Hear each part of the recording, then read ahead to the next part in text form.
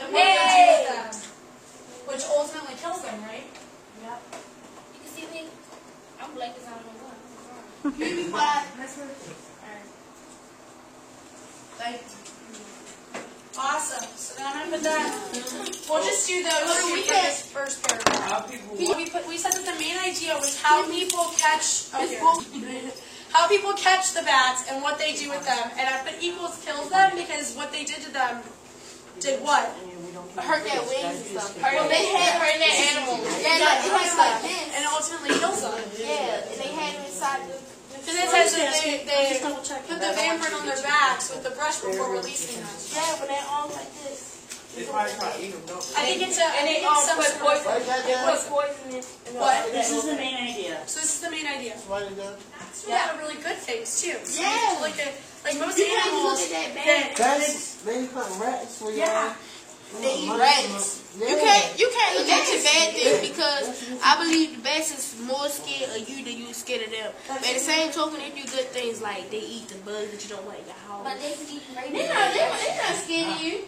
Because it was on the show. They can eat rabies, but that's not nothing. No, rabies can kill you though. No, it was a show called I understand, but that's if you mess with because you got to take a whole bunch of bats. It's not messing with you. Because it's bats on the turns. So let's pause. Oh, I like We're going to raise hands and I'm going to say what you think. Same sentence starts for our fishbowl. We're doing it like this until we get really good at this, and then we'll kind of do it in a circle. We got fish. This is called a fishbowl. Somebody want to add to that? I want to add. Okay. I want to add what Erica said about the bags.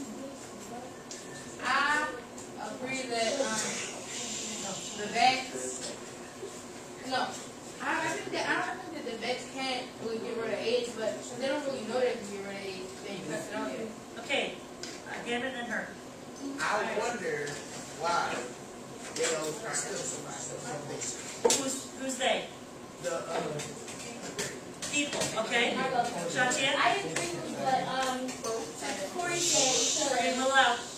I agree with what Corey said because how do you know that can help you in catching the AIDS because I just don't understand. Okay? Okay, we're being respectful. So you're saying that how can it cure things if it's got rabies? Okay. All right. Corey's had his hand raised a lot. Alright, so I wonder if why would they inject the blood from them if an insect carries more diseases than the human being can? Okay. All right. I don't know who was next. It's people. You don't tell you. I wonder specifically what species the bats are really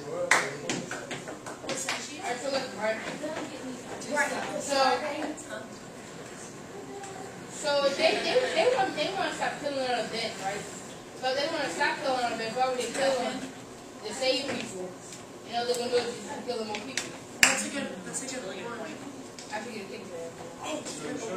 I disagree with Corey because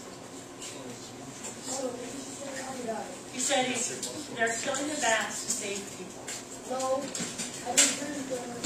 That's a healing people. So I agree with him. Nobody else. Okay. Nobody else that's a healing people. Okay, bats are healing people. Shantia. I agree with what Corey said because if you kill a bat, like if a bat bites you, you probably will die. So it will be less people if you have more bats.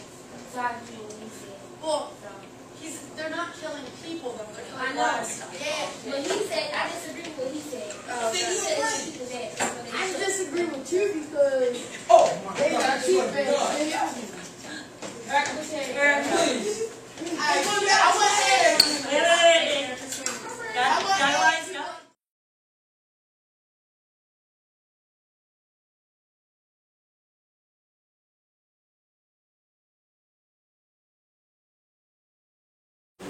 So, this article hit the news right around the end of the summer. Did anybody catch it on the television or in popular media? There's a bit about it on the Jon Stewart show, if you watched that. Yeah.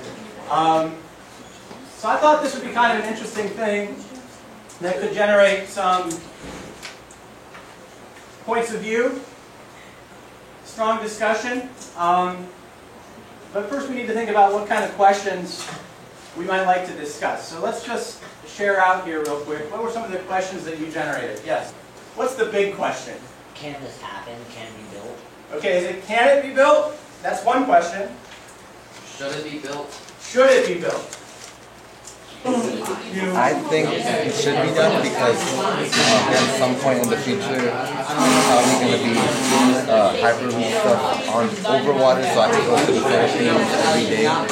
So, yeah. And I want to go to the Philippines. What do you guys think? Is that a likely scenario? Over open water? I mean, maybe not 10 years like how they expected it, but maybe longer. What would be some reasons why you would expect that to happen or not expect it to happen? I just hope that by the time my son has an apartment, they will have it. That's what airplanes are for. Okay, so what position is this group taking? Point guard. Alright, so they're saying they're against it, but I'm only for it if they replace train tracks with it, but we don't need another thing. We don't need more infrastructure taking up. Okay, let's try to use those language frames. Let's try to stick with the evidence as much as possible. Push people to go to the evidence, not just about what you think, but about what you can back up. Okay? Go for it. Our group was talking about the Hyperloop and its possible advantages and disadvantages, and one of our concerns is whether or not it would be like safe and people would get their money's worth for the like, even though it would be faster, would it be fast enough to spend more money to a ticket?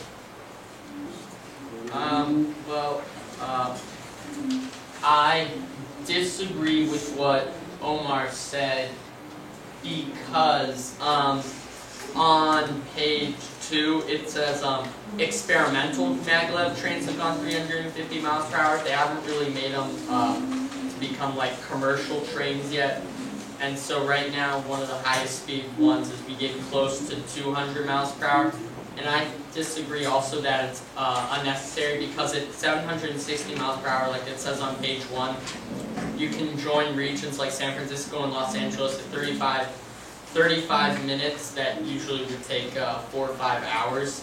And if you do that on the East Coast, if you branch regions like New York and DC having one of the largest growing economic regions in the country with New York, which is one of the biggest, most populous regions in the country, it creates a mega region that's one of the strongest in the country and in the world. That also, if you're going at speeds at 760 miles per hour, you can cross oceans and join them with Europe within, several hours instead of having it take like 7 or 8 like it does now. That's what I was saying in my group. I'm a proud Filipino and I respect my culture, so I would love it if like in the future, like I could go there every day, like. Yeah, how much would you pay to go there? That's another issue. Let them take the plane. Let them take the plane.